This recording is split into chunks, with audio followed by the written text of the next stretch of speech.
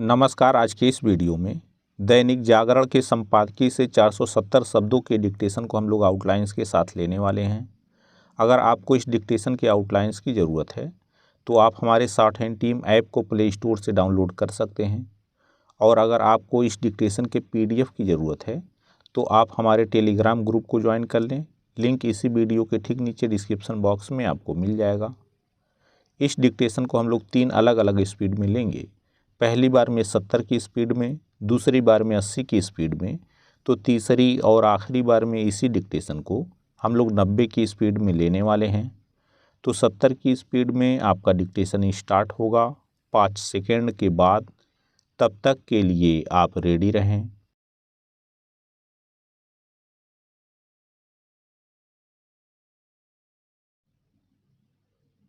Start. चुनावी bond योजना को लेकर जैसे सवाल उठ रहे थे, उसे देखते हुए इस पर आश्चर्य नहीं कि सुप्रीम कोर्ट की संविधान पीठ ने इस योजना को असंवैधानिक करार दिया। इसी के साथ उसने स्टेट बैंक को चुनावी बॉन्ड संबंधी जानकारी चुनाव आयोग के साथ साझा करने का निर्देश दिया। इससे यह पता चलेगा कि किन व्यक्तियों और कारोबारी समूहों ने किस दल को चुनावी बॉन्ड के जरिए कितना चंदा दिया। अभी तक राजनीतिक दल यह जानकारी नहीं देते थे क्योंकि संबंधित कानून में इसका प्राविधान ही नहीं रखा गया था। जब यह कानून लाया गया था तो यह वादा किया गया था कि समय के साथ चुनावी बॉन्ड की प्रक्रिया को और पारदर्शी बनाया जाएगा, लेकिन पिछले 6 वर्षों में ऐसा कुछ नहीं किया गया। चुनावी बॉन्ड योजना इसलिए लाई गई थी क्योंकि इसके पहले राजनीतिक दलों को दिए जाने वाले चंदे की प्रक्रिया अपारदर्शी तो थी ही, उसमें नकदी का भी जमकर इस्तेमाल होता था। ऐसा इसलिए होता था क्योंकि राजनीतिक दलों को यह बताना आवश्यक नहीं था कि उन्हें 20,000 रुपये से कम राशि का नकद चंदा किससे मिला। इसके चलते कुछ दल यह दावा करते थे कि उन्हें अधिकांश चंदा 20-20 हजार रुपये से कम राशि के जरिए ही मिला। यह अनुमान लगाना कठिन नहीं कि इस व्यवस्था में काले धन का इस्तेमाल हो रहा होगा। पैरा। यह अच्छा नहीं हुआ कि चुनावी चंदे की पुरानी प्रक्रिया से जुड़ी खामियों को दूर करने के नाम पर चुनावी बॉन्ड की जो योजना लाई गई वह ना तो विसंगतियों से मुक्त हो सकी और ना ही पारदर्शी बन सकी। इसे दुर्भाग्यपूर्ण ही कहा जाएगा कि जब सुप्रीम कोर्ट में पारदर्शिता को लेकर सवाल उठा तो सरकार की ओर से यह विचित्र तर्क दिया गया कि नागरिकों को राजनीतिक चंदे का स्रोत जानने का अधिकार नहीं। आखिर इस जरूरी जानकारी को सूचना अधिकार कानून से बाहर रखने का क्या औचित्य। सुप्रीम कोर्ट के फैसले के बाद यह कहना कठिन है कि चुनावी चंदे की कोई पारदर्शी व्यवस्था बन पाएगी या नहीं, लेकिन यह समय की मांग है कि जनता को यह पता चले कि राजनीतिक दलों को कौन कितना चंदा दे रहा है। देश के छोटे बड़े उद्योगपति न जाने कब से राजनीतिक दलों को चंदा देते आ रहे हैं। यह मानने का कोई कारण नहीं कि वे गोपनीय तरीके से ही चुनावी चंदा देना पसंद करते हैं। भारतीय लोकतंत्र के भले के लिए चुनावी चंदे की प्रक्रिया को साफ सुथरा बनाना और राजनीति में काले धन का इस्तेमाल रोकना आवश्यक है। इसमें विपक्ष को भी सहयोग देना होगा। वह यह कहकर अपनी पीठ नहीं थपथपा सकता कि सुप्रीम कोर्ट के फैसले से उसकी जीत हुई, क्योंकि यह एक तथ्य है कि केंद्र में सत्तारूढ़ भाजपा की तरह राज्यों में शासन कर रहे दल भी चुनावी बॉन्ड हासिल करने के मामले में बढ़त पर थे। स्टॉप।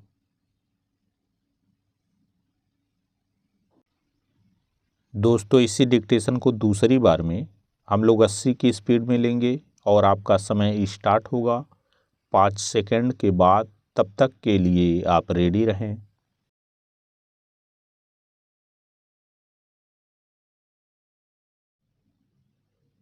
स्टार्ट।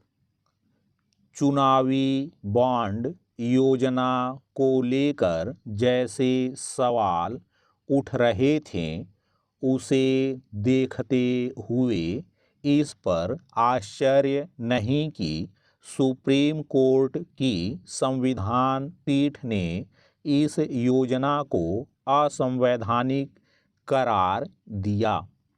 इसी के साथ उसने स्टेट बैंक को चुनावी बॉन्ड संबंधी जानकारी चुनाव आयोग के साथ साझा करने का निर्देश दिया। इससे यह पता चलेगा कि किन व्यक्तियों और कारोबारी समूहों ने किस दल को चुनावी बॉन्ड के जरिए कितना चंदा दिया। अभी तक राजनीतिक दल यह जानकारी नहीं देते थे, क्योंकि संबंधित कानून में इसका प्राविधान ही नहीं रखा गया था। जब यह कानून लाया गया था तो यह वादा किया गया था कि समय के साथ चुनावी बॉन्ड की प्रक्रिया को और पारदर्शी बनाया जाएगा, लेकिन पिछले 6 वर्षों में ऐसा कुछ नहीं किया गया। चुनावी बॉन्ड योजना इसलिए लाई गई थी क्योंकि इसके पहले राजनीतिक दलों को दिए जाने वाले चंदे की प्रक्रिया अपारदर्शी तो थी ही, उसमें नकदी का भी जमकर इस्तेमाल होता था। ऐसा इसलिए होता था क्योंकि राजनीतिक दलों को यह बताना आवश्यक नहीं था कि उन्हें 20,000 रुपये से कम राशि का नकद चंदा किससे मिला। इसके चलते कुछ दल यह दावा करते थे कि उन्हें अधिकांश चंदा 20-20 हजार रुपये से कम राशि के जरिए ही मिला। यह अनुमान लगाना कठिन नहीं कि इस व्यवस्था में काले धन का इस्तेमाल हो रहा होगा। पैरा, यह अच्छा नहीं हुआ कि चुनावी चंदे की पुरानी प्रक्रिया से जुड़ी खामियों को दूर करने के नाम पर चुनावी बॉन्ड की जो योजना लाई गई वह ना तो विसंगतियों से मुक्त हो सकी और ना ही पारदर्शी बन सकी।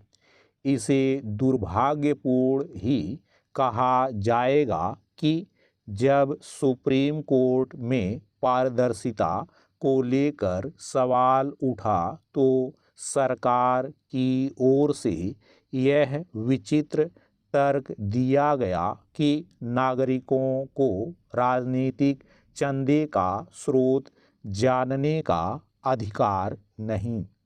आखिर इस जरूरी जानकारी को सूचना अधिकार कानून से बाहर रखने का क्या औचित्य। सुप्रीम कोर्ट के फैसले के बाद यह कहना कठिन है कि चुनावी चंदे की कोई पारदर्शी व्यवस्था बन पाएगी या नहीं, लेकिन यह समय की मांग है कि जनता को यह पता चले कि राजनीतिक दलों को कौन कितना चंदा दे रहा है। देश के छोटे बड़े उद्योगपति न जाने कब से राजनीतिक दलों को चंदा देते आ रहे हैं। यह मानने का कोई कारण नहीं कि वे गोपनीय तरीके से ही चुनावी चंदा देना पसंद करते हैं। भारतीय लोकतंत्र के भले के लिए चुनावी चंदे की प्रक्रिया को साफ सुथरा बनाना और राजनीति में काले धन का इस्तेमाल रोकना आवश्यक है। इसमें विपक्ष को भी सहयोग देना होगा। वह यह कहकर अपनी पीठ नहीं थपथपा सकता कि सुप्रीम कोर्ट के फैसले से उसकी जीत हुई, क्योंकि यह एक तथ्य है कि केंद्र में सत्तारूढ़ भाजपा की तरह राज्यों में शासन कर रहे दल भी चुनावी बॉन्ड हासिल करने के मामले में बढ़त पर थे। स्टॉप। दोस्तों, इसी डिक्टेशन को तीसरी और आखिरी बार में हम लोग 90 की स्पीड में लेंगे और आपका समय स्टार्ट होगा 5 सेकंड के बाद। तब तक के लिए आप रेडी रहें।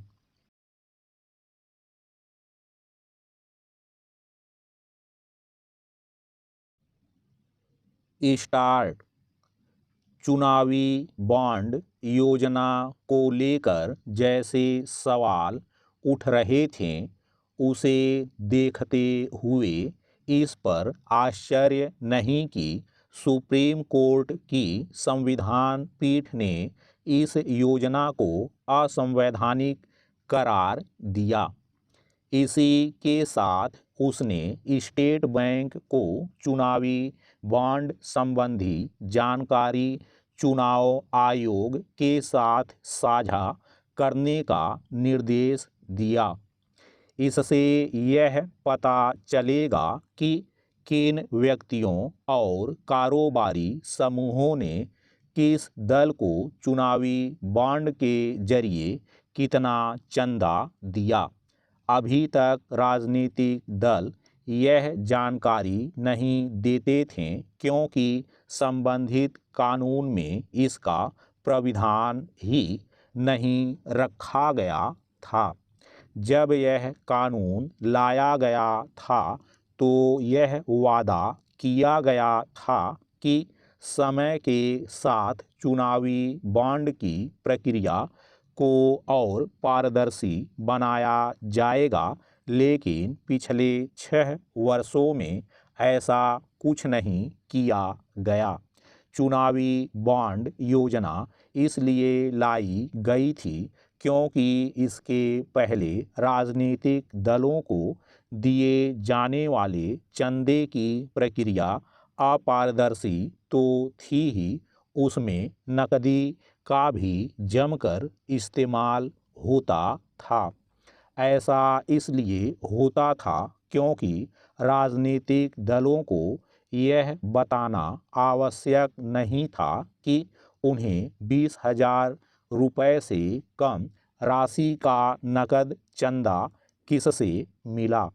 इसके चलते कुछ दल यह दावा करते थे कि उन्हें अधिकांश चंदा 20-20 हजार रुपये से कम राशि के जरिए ही मिला। यह अनुमान लगाना कठिन नहीं कि इस व्यवस्था में काले धन का इस्तेमाल हो रहा होगा। पैरा, यह अच्छा नहीं हुआ कि चुनावी चंदे की पुरानी प्रक्रिया से जुड़ी खामियों को दूर करने के नाम पर चुनावी बॉन्ड की जो योजना लाई गई वह ना तो विसंगतियों से मुक्त हो सकी और ना ही पारदर्शी बन सकी। इसे दुर्भाग्यपूर्ण ही कहा जाएगा कि जब सुप्रीम कोर्ट में पारदर्शिता को लेकर सवाल उठा तो सरकार की ओर से यह विचित्र तर्क दिया गया कि नागरिकों को राजनीतिक चंदे का स्रोत जानने का अधिकार नहीं। आखिर इस जरूरी जानकारी को सूचना अधिकार कानून से बाहर रखने का क्या औचित्य। सुप्रीम कोर्ट के फैसले के बाद यह कहना कठिन है कि चुनावी चंदे की कोई पारदर्शी व्यवस्था बन पाएगी या नहीं, लेकिन यह समय की मांग है कि जनता को यह पता चले कि राजनीतिक दलों को कौन कितना चंदा दे रहा है। देश के छोटे बड़े उद्योगपति न जाने कब से राजनीतिक दलों को चंदा देते आ रहे हैं। यह मानने का कोई कारण नहीं कि वे गोपनीय तरीके से ही चुनावी चंदा देना पसंद करते हैं। भारतीय लोकतंत्र के भले के लिए चुनावी चंदे की प्रक्रिया को साफ सुथरा बनाना और राजनीति में काले धन का इस्तेमाल रोकना आवश्यक है। इसमें विपक्ष को भी सहयोग देना होगा। वह यह कहकर अपनी पीठ नहीं थपथपा सकता कि सुप्रीम कोर्ट के फैसले से उसकी जीत हुई, क्योंकि यह एक तथ्य है कि केंद्र में सत्तारूढ़ भाजपा की तरह राज्यों में शासन कर रहे दल भी चुनावी बॉन्ड हासिल करने के मामले में बढ़त पर थे। स्टॉप।